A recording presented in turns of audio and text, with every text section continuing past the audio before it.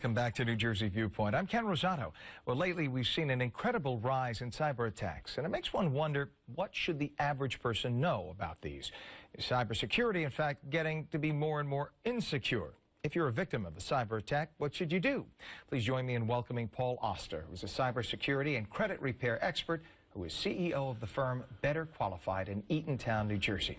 Welcome. Good to have you here, Paul. Well, great to be here, Ken. Well, is it just our perception, or is cyber attacking on the rise? Oh, it's on the rise. I mean, 2014 was the year of the data breach, for sure, and it's going to continue to get worse because we're just that much more connected. You know, now everything's online. Recently, I've been talking about smart appliances, and most people say, what's the big deal if my refrigerator gets hacked? Well, in 2013, 100,000 of those smart appliances were hacked.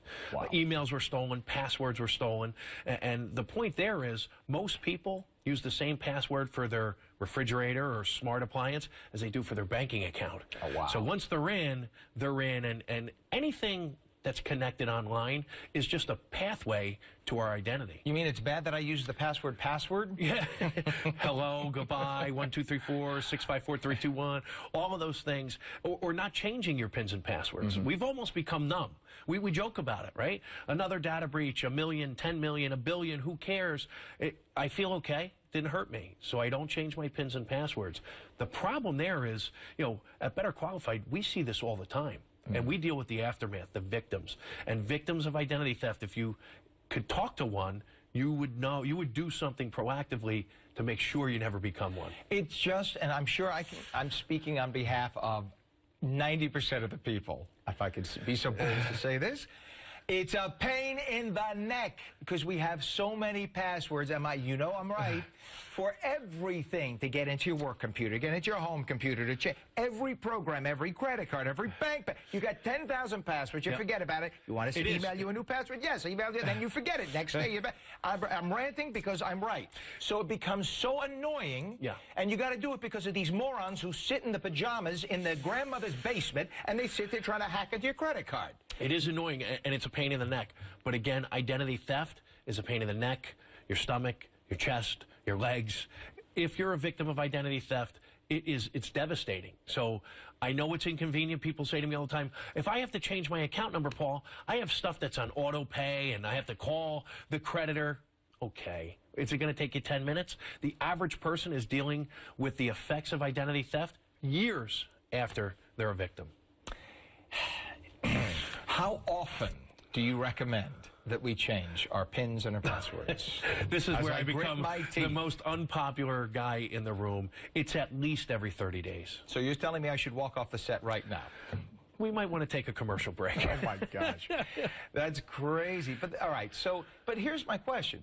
If it's so darn easy for these hackers to hack in, then what really are you telling? Then if they could hack into my current password, then what is changing it going to do? If they can hack into this, why can't they hack into the next one? That's great. The perception is that it is easy. So the data breaches happen. That doesn't mean they have access into your accounts.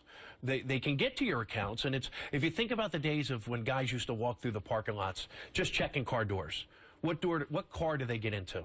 The one that's unlocked. Right. So if you haven't changed your pins and passwords, if your password is still password or hello, you're the account that they're going to take over. So they have the sophisticated softwares that run these algorithms to try and figure out, even if you have a difficult password. But at the end of the day, the easier you make it for them, the more likely you're going to become a victim. And again, this is where I become the most unpopular guy in the room. It's our fault that identity theft is one of the fastest growing crimes in the country. And it's going to continue to be that way until we, as consumers, do something about it. We lock our front doors, we lock our cars, we lock our phones. We do very little to lock our identities. And there's no such thing as identity theft protection, because our information, our data, is in 10 million billion places out there over the internet. But the idea is to secure what you can. All right, let's say sadly, as I say, the inevitable happens. Because I think we've all had a credit card number stolen or whatever, or bank account violated or whatever. So it happens. What do we do? So you have to make sure that you are aware of it. Early detection is the key. Like I just said, there's no such thing as protection. So unfortunately, we live in a day and age where you need to be involved in a credit monitoring program. And The FTC gives us all one free look on annualcreditreport.com to check our credit reports. I almost like to say thanks for nothing. Once a year, really, you know, that's something that should be changed to every 30 days we should have access. But if not, then we have to pay a couple bucks a month to be involved in a credit monitoring program. If you see red flags or you know that you've become a victim of identity theft, put a security freeze on your credit reports. No one can access those reports if you put a security freeze without lifting a PIN or a password first. So that will protect you against people opening up new lines of credit. Putting a security freeze on your credit reports does not protect you against true name identity theft. And this is a really devastating part of this crime. This is where someone assumes your ID. They could get a job under your name. Why do they want to do that? Maybe they're a felon, an ex-convict. Maybe they're a child predator. Maybe they want to get a driver's license because they're on their 4th DWI.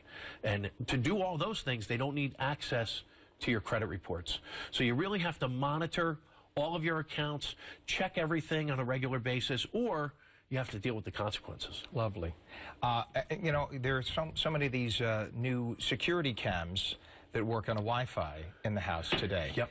And one of my neighbors told me that they found themselves on one of it was in Russia, one of these Russian sites where their Wi-Fi, whatever it is. Yep, absolutely. So that's also something. Be Baby careful. monitors. Make sure that you have that locked and change the ID on that. We're out of time, but I just want to put that out there. So if you have your... Scary. Okay, we're out of time. I want to thank you so much, Paul Oster, for being here. Good luck with that. Good luck, everybody. I'm Ken Rosato. We thank you for joining us. With all of that, enjoy the rest of your weekend.